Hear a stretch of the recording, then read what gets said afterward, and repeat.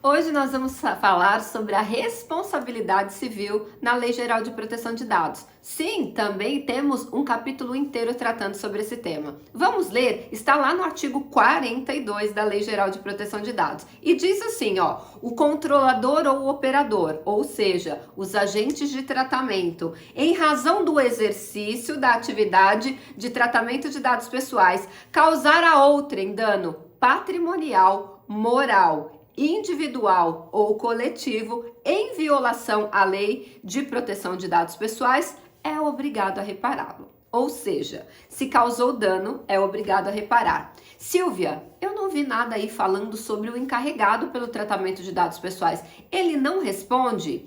Como o advogado gosta de fazer, a resposta é depende. E antes de eu explicar para vocês essa parte, deixa eu me apresentar. Eu sou Silvia Brunelli e neste perfil, neste canal, eu ajudo profissionais a se sentirem seguros para adequar qualquer empresa de qualquer porte à Lei Geral de Proteção de Dados. E se você quer aprender mais sobre a Lei Geral de Proteção de Dados todos os dias, se inscreve aqui no canal. E para você não perder nenhum conteúdo, ativa o sininho das notificações.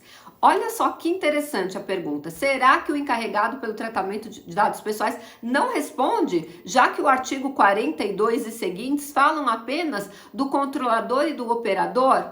Ele responde também e eu vou explicar para vocês aonde está. Mas primeiro vamos falar sobre o controlador e o operador?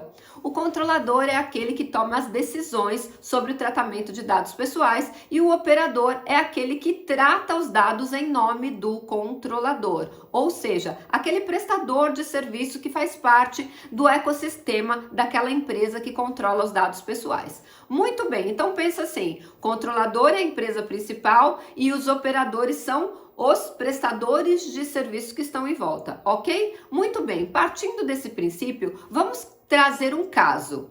Imagina que houve uma violação, não no controlador principal, ele já fez a adequação à LGPD, tá tudo bonitinho, só que um dos operadores, por qualquer motivo, não passou pelo treinamento de conscientização ou se passou, ignorou completamente e houve uma violação lá no operador. Você sabia que o controlador responde solidariamente? Eles vão responder juntos, porque cabe ao controlador verificar se o operador está obedecendo às regras das políticas que foram colocadas, porque quem toma as decisões sobre a forma e o tratamento dos dados pessoais é o controlador.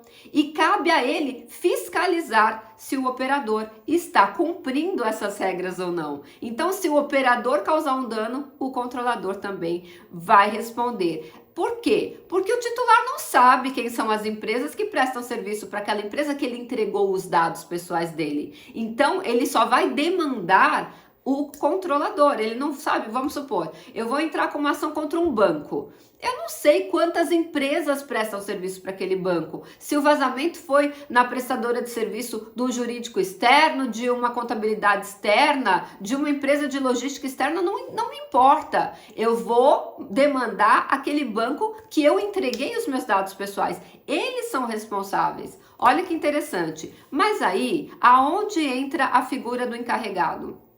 A lei diz que aquele que causou o dano, ele pode ser demandado judicialmente pelo controlador ou por aquele que pagou a indenização. Exemplo, vamos continuar no exemplo do banco. Vamos supor que esse banco foi condenado a pagar uma indenização aos seus titulares, mas quem causou o problema foi o encarregado pelo tratamento de dados pessoais que fez uma adequação desastrosa. E aí houve vários problemas. O que esse controlador, esse banco pode fazer? Entrar com uma ação regressiva, ou seja, eu pago os titulares, mas eu entro com uma ação por aquele que realmente causou o dano. E pode ser o encarregado pelo tratamento de dados pessoais, pode ser um operador, pode ser qualquer pessoa, se ele conseguir provar que aconteceu o dano lá. Então ele tem que ter muita certeza. Ele paga, porque sempre a demanda vai vir para ele paga e entra com uma ação regressiva contra o causador daquele dano. Você sabia disso? Que tinha ação regressiva dentro da Lei Geral de Proteção de Dados? Tem sim, está escrito com todas as letras dentro da lei. Uma outra coisa interessante quando a gente fala sobre responsabilidade civil é que o juiz diz que pode haver a inversão do ônus da prova, igual acontece no Código de Defesa do Consumidor. O que é a inversão do ônus da prova, Silvia? Agora você falou um juridiquês aqui, eu não entendi. Então vamos desenhar. Quando há a produção de provas, quando eu alego algo, eu tenho que provar o que eu aleguei. Não basta apenas eu falar, houve um dano, eu tenho que provar que esse dano ocorreu. E isso também é muito importante. Quando você entrar com uma ação, você titular entrar com uma ação, você precisa provar que esse dano ocorreu. O mero vazamento, se não te causou nenhum prejuízo, nenhum dano, seja moral, seja patrimonial, você não tem o que cobrar. É igual essa história dessa ação coletiva do Facebook. Esse Facebook foi condenado a pagar R$ 5.000 para cada uma das pessoas e lá. Mas se você não teve nenhum dano, ninguém usou seus dados para nada, você não sofreu nenhum dano moral e nem patrimonial, como é que você quer receber uma indenização? Para você receber uma indenização por dano, há de existir o dano e há de ter a prova do dano. Então, sem a prova do dano, não há ganho de ação. Então, voltando à história da inversão do ônus da prova. Quando eu alego que houve um dano, eu tenho que provar que houve esse dano. Não basta apenas alegar, tem que provar.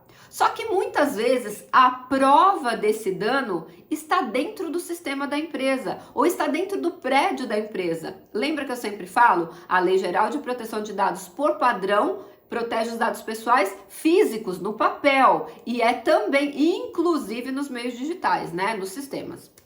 Então, muito bem, vamos supor que a minha prova dependa de análise do sistema daquela empresa. Eu, como titular, eu não tenho acesso a esse sistema.